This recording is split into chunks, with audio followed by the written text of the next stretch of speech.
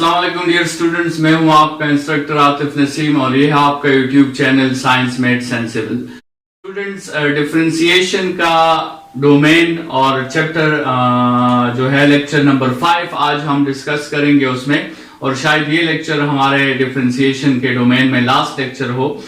Lecture number 5 में हम differentiation या डिराइवेटिव्स की रिप्रेजेंटेशन या उनके नोटेशंस चेक करेंगे और फिर हम देखेंगे कि इस डिफरेंशिएशंस की इंपॉर्टेंस क्या है, और इंपॉर्टेंस में आपके साथ फिर हम मैक्सिमम और मिनिमम पॉइंट्स पर भी जो है वो थोड़ी सी बात हम करेंगे।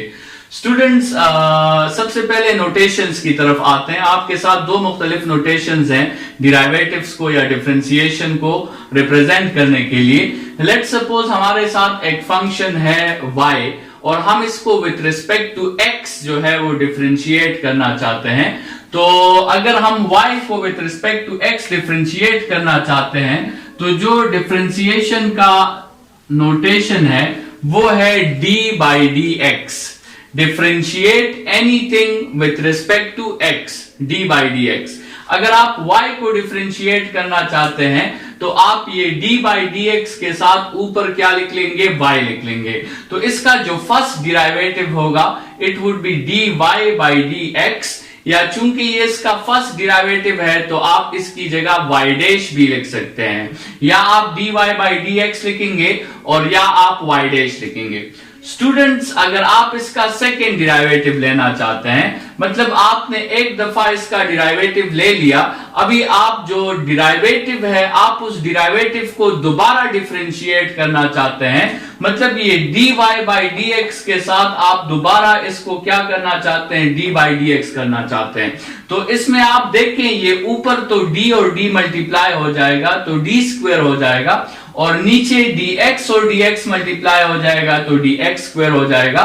तो सेकेंड डिराइवेटिव का तरीका है d2y divided by dx2, d square y divided by dx square, ठीक है।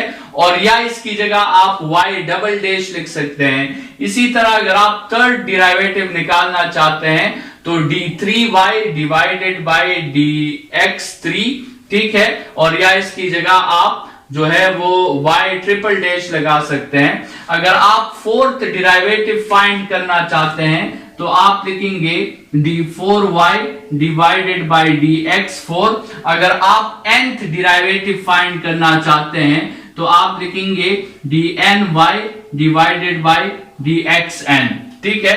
इसमें ये जो पावर्स हैं इसकी तरतीब को जरा देख लें कि ऊपर आपने d पे स्क्वायर लगाना है और नीचे आपने उस वेरिएबल पर स्क्वायर लगाना है जिसके रिस्पेक्ट से आप उसे डिफरेंशिएट करना चाहते हैं, ठीक है। तो ये कुछ नोटेशंस थे जो हम यूज करते हैं डिराइवेटिव्स को रिप्रेजेंट करने के लिए। स्टूडेंट्स, यहां पर जो हमने सेकेंड डिराइवेटिव, थर्ड डिराइवेटिव या फोर्थ डिराइवेटिव या nth डिराइवेटिव हमने फाइंड किया है, इनको हम हायर ऑर्डर्स डिराइवेटिव्स कहते हैं। ये डिराइवेटिव के हायर ऑर्डर्स हैं। ये फर्स्ट डिराइवेटिव इसका फर्स्ट ऑर्डर है, ये इसका सेकंड ऑर्डर है, ये इसका थर्ड ऑर्डर है। इस हर ऑर्डर ऑफ डिराइवेटिव को फाइंड करना इसलिए जरूरी है क्योंकि इस हर एक ऑर्डर ऑफ डिराइवेटिव की एक फिजिकल इंटरप्रिटेशन है, इस हर एक ऑर्डर ऑफ डिराइवेटिव की एक इंपॉर्टेंस है, इसकी एक सिग्निफिकेंस है। तो हम एएस के कोर्स में सिर्फ फर्स्ट डिराइवेटिव और सेकंड डिराइवेटिव की सिग्निफिकेंस और इसकी इंपॉर्टेंस पढ़ेंगे। स्टूडेंट्स, फर्स्ट डिराइवेटिव की इंपॉर्टेंस क्या है वो तो हमने ऑलरेडी डिस्कस की हुई है कि फर्स्ट डिराइवेटिव से आप किसी भी पॉइंट पर उस टेंजेंट लाइन का स्लोप फाइंड कर सकते हो, या आप अगर फर्स्ट डिराइवेटिव को जीरो की इक्वल पुट कर दो तो आपके साथ आप उसे क्रिटिकल पॉइंट्स के लिए सॉल्व कर सकते हो, ठीक है। अगर आपके साथ डिराइवेटिव आ गया है और आपने उसको जीरो की इक्वल पुट कर दिया और आप उस इक्वेशन को सॉल्व करके लेट्स सपोज आप अपने लिए x की कुछ वैल्यूज फाइंड कर लेते हैं, तो ये x की वैल्यूज जो आपने फाइंड की है ये असल में क्रिटिकल पॉइंट्स आपने फाइंड किए हैं। ये वो पॉइंट्स हैं जिस पे आपके साथ डिराइवेटिव जीरो की इक्वल हो गया है, या ये वो पॉइंट है जिसको आप टर्निंग पॉइंट कहते हो, जिसको आप स्टेशनरी पॉइंट कहते हो, जिस पे आपके साथ slope of the tangent zero हो गया है। स्टूडेंट्स, हमने पिछले लेक्चर्स में बात की थी कि टर्निंग पॉइंट या स्टेशनरी पॉइंट को फाइंड करने के लिए आपको फर्स्ट डिराइवेटिव को 0 के इक्वल पुट करना होगा, लेकिन आपको टर्निंग पॉइंट्स तो आपके साथ आ जाएंगे, आपको फर्स्ट डिराइवेटिव से ये पता नहीं चलता कि वो टर्निंग पॉइंट या वो स्टेशनरी पॉइंट जो आपके साथ आए हैं क्या वो मैक्सिमम पॉइंट्स है या वो मिनिमम पॉइंट्स हैं। स्टूडेंट्स, अगर आपने ये फाइंड करना है कि क्या वो टर्निंग पॉइंट्स मैक्सिमम है या मिनिमम है, तो उसके लिए फिर आप सेकेंड डिराइवेटिव का हेल्प ले सकते हैं। आपने उस फर्स्ट डिराइवेटिव को अगेन डिफरेंशिएट करना होगा अगर आपने ये फाइंड करना हो कि एक खास क्रिटिकल पॉइंट आपके साथ मैक्सिमम है या मिनिमम है। तो स्टूडेंट, सेकेंड डिराइवेटिव किस लिए हम यूज करते हैं? Second derivative is used to find the critical point is maximum और मिनिमम। तो उसके लिए स्टूडेंट्स आप ये रूल्स याद रखें। सबसे पहले तो आपने फर्स्ट डिराइवेटिव को 0 पुट कर दिया और लेट्स सपोज आपके साथ आंसर आ गया x इज इक्वल टू सी। ठीक है, इसका मतलब ये x इज इक्वल टू सी आपके साथ क्रिटिकल पॉइंट है, क्योंकि इस पे फर्स्ट डिराइवेटिव का आंसर आपके साथ 0 आ रहा है। लेकिन आपको पता नहीं है कि ये x इज इक्वल टू सी ये मैक्सिमम है या मिनिमम है। तो आप क्या करो कि आप इस फर्स्ट डिराइवेटिव को अगेन डिफरेंशिएट कर दो और उसमें ये c की वैल्यू पुट कर दो। अगर आपके साथ आंसर लेस देन 0 आ गया, ठीक है, नेगेटिव आ गया, इसका मतलब ये होगा कि ये c पॉइंट आपके साथ मैक्सिमम पॉइंट होगा।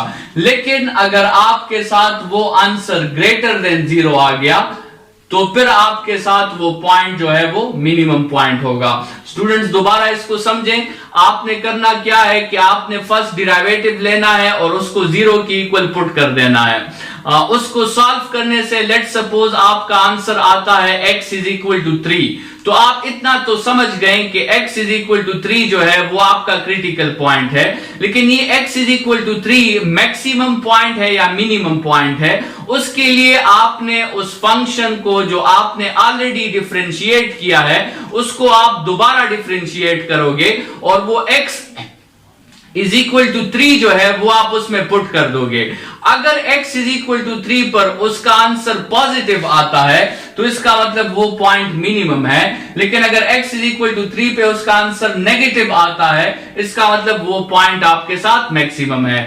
मतलब ये जो आपके साथ ग्राफ है, अगर आप इस पॉइंट पर सेकेंड डिराइवेटिव लोगे तो वो सेकेंड डिराइवेटिव आपके साथ नेगेटिव आएगा क्योंकि ये मैक्सिमम पॉइंट है, और अगर आप इस पॉइंट पर सेकेंड डिराइवेटिव लोगे तो वो आपके साथ पॉजिटिव आएगा क्योंकि ये आपके साथ जो है वो मिनिमम पॉइंट है। ठीक है, तो मैक्सिमम पॉइंट के लिए सेकेंड डिराइवेटिव का एट क्रिटिकल पॉइंट नेगेटिव होना जरूरी है और मिनिमम पॉइंट के लिए सेकेंड डिराइवेटिव का एट दैट पॉइंट पॉजिटिव होना जरूरी है।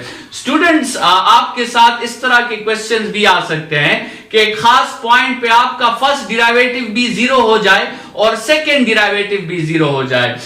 उस पॉइंट को हम पॉइंट ऑफ इन्फ्लेशन कहते हैं। वो ना क्रिटिकल पॉइंट होता है और ना वो मैक्सिमम होता है ना वो मिनिमम होता है। क्रिटिकल पॉइंट तो वो होता है क्योंकि उस पे फर्स्ट डिराइवेटिव 0 है, लेकिन चूंकि उस पे सेकेंड डिराइवेटिव भी 0 है तो उसके बारे में हम कुछ नहीं कह सकते कि वो मैक्सिमम है या मिनिमम है, क्योंकि मैक्सिमम के लिए आपको सेकेंड डिराइवेटिव नेगेटिव होना चाहिए और मिनिमम के लिए आपका सेकेंड डिराइवेटिव पॉजिटिव होना चाहिए। स्टूडेंट्स, ये पॉइंट ऑफ इन्फ्लेशन समझाने के लिए मैंने आपको ये ग्राफ दिया है y is equal to x cube, ये उसका ग्राफ है। स्टूडेंट्स, इसमें ये पॉइंट आप देखें, ये जो बिल्कुल x इज इक्वल टू 0 पे जो पॉइंट है ये आपके साथ टर्निंग पॉइंट तो है, क्योंकि इस पॉइंट पे आपके साथ अगर आप टेंजेंट ड्रा करेंगे तो इस पॉइंट पे टेंजेंट आपके साथ बिल्कुल एक्स एक्सिस के पैरेलल होगा।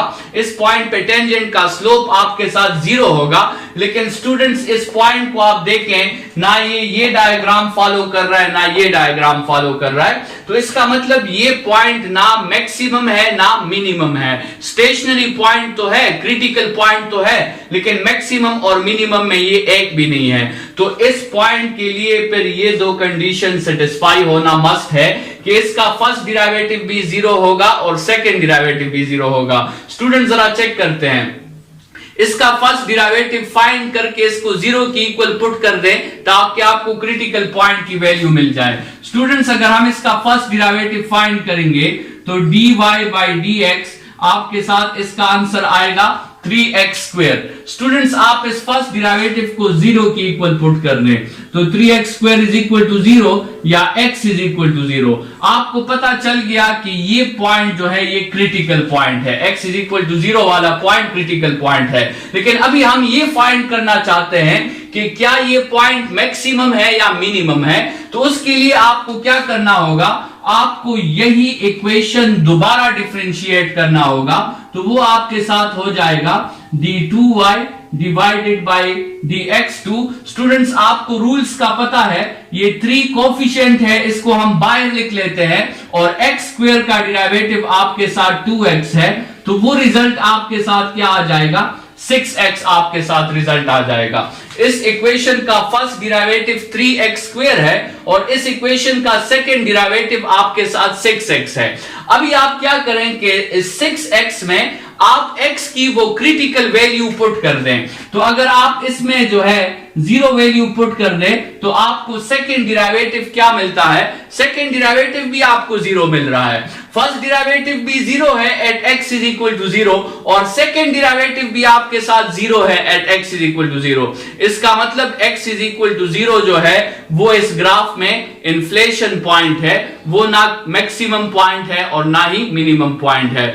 तो स्टूडेंट्स, इस लेक्चर के साथ ही हमारा डिफरेंशिएशन का जो है वो पूरा डोमेन कंप्लीट हो गया है। इसमें हमने फर्स्ट डिराइवेटिव की इंपॉर्टेंस, सेकंड डिराइवेटिव की इंपॉर्टेंस, डिराइवेटिव का जो फिजिकल इंटरप्रिटेशन है और डिराइवेटिव का फाइंड करने का जो मेथड है जिसे हमने फर्स्ट प्रिंसिपल का नाम दिया था, और फिर उसी मेथड का हमने शॉर्टकट डिस्कस किया था and we called it the power rule. ठीक है स्टूडेंट्स, इस चैप्टर को समझना और इसको प्रैक्टिस करना इसलिए जरूरी है क्योंकि हमारा अगला जो चैप्टर होगा इंटीग्रेशन, वो इसी डिराइवेशन या डिफरेंशिएशन के प्रोसेस का बिल्कुल उलट है। तो ये फार्मूलाज यहां पर याद करना जरूरी है क्योंकि इसके रिवर्स को ही फिर हम वहां पर इंटीग्रेशन के फार्मूलाज भी हम निकालेंगे। जैसे यहां पर एक पावर रूल है तो इसका बिल्कुल रिवर्स जो है एक दूसरा पावर रूल हम इंटीग्रेशन में भी पढ़ेंगे। तो इस लेक्चर को यहीं पे खत्म करते हैं। Thank you students.